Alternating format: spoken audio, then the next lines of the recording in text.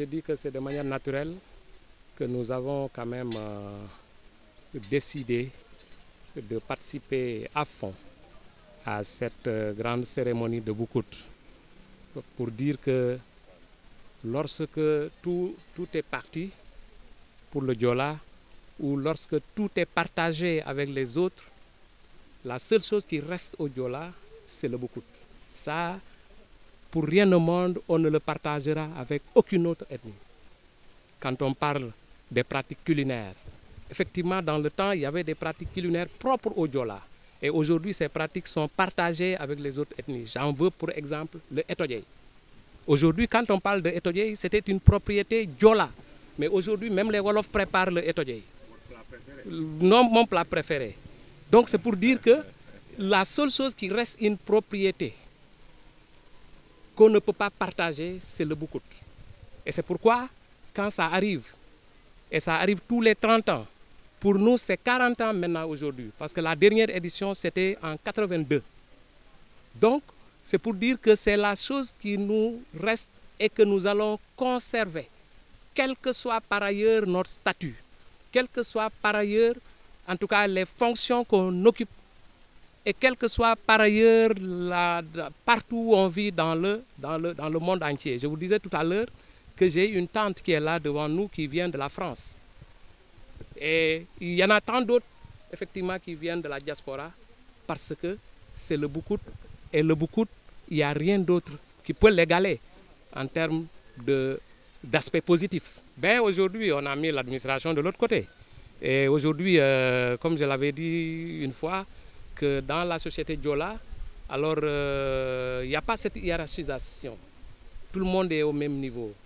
Aujourd'hui, tous ceux qui sont les adultes et qui ont accompagné les enfants dans le bois sacré, alors sont au même niveau. Sauf que peut-être, il y a ce qu'on appelle les dignitaires du bois sacré. C'est eux qui organisent et c'est eux qui prennent certaines décisions relatives au fonctionnement du bois sacré. C'est eux qui sont chargés de rappeler, en tout cas, les principes, de rappeler les interdits du bois sacré, mais également de rappeler tout ce qui est instruction. Parce qu'en fait, le Boucoute aussi, c'est une institution. Et toute institution a ses règles, a ses lois. Et ces lois-là, il y a des gardiens de ce temple, ces gardiens de ces traditions qui sont aujourd'hui en train d'être, en tout cas, transmises aux jeunes générations pour que demain, que ces générations-là aussi n'ignorent pas que voilà ce qui est permis. Et vous allez vous en rendre compte, si vous avez la possibilité de bien observer. Les gosses qui vont sortir, quelqu'un qui les avait observés avant, vous les observez à leur sortie, vous vous rendrez compte qu'il y a un plus du point de vue de leur comportement vis-à-vis d'eux-mêmes, du point de vue de leur comportement vis-à-vis du travail, du point de vue de leur comportement vis-à-vis également de leurs supérieurs et de leurs parents.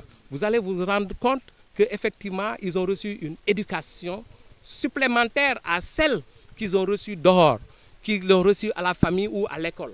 Donc il y a un plus que le bois sacré va faire, en tout cas à leur niveau, et ce sera un plus qu'ils vont recevoir et qui va créer la différence, qui va créer, et là quand on voit un enfant qui n'est pas encore initié, dans le comportement, on se dit, on n'a même pas besoin de poser la question pour dire, toi tu n'as pas encore été au bois sacré. Vous faites quelques minutes avec lui, avec son comportement, pour nous qui connaissons, on sait que cet enfant-là n'est pas encore allé au bois sacré. Par contre, pour l'enfant qui est allé au bois sacré, qu'il soit de Balingor ou de notre village Diola, s'il est déjà au bois sacré, on se rend compte qu'effectivement, cet enfant a fait le bois sacré parce que son comportement même va refléter, en tout cas, les leçons apprises, en tout cas, la formation reçue au niveau du bois sacré. Et c'est ça qui est le plus important.